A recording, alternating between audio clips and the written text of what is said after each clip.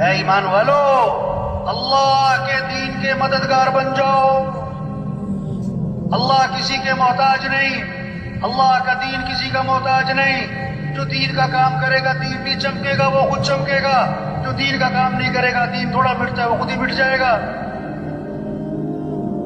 بادشاہ کسی کو اپنی خدمت کے لیے رکھ لے، یہ بادشاہ کا احسان ہے، خادم کا کمال نہیں۔ اللہ جس سے دین کا کام لے، کام کرنے والے کا کمال نہیں، یہ تو اللہ کا احسان ہے۔ لیکن اللہ کس سے کام لے گا؟ بھائی صاحب فرمایا کرتے تھے جو تیار ہوگا اس کام کے لیے اللہ اسی سے کام لے گا۔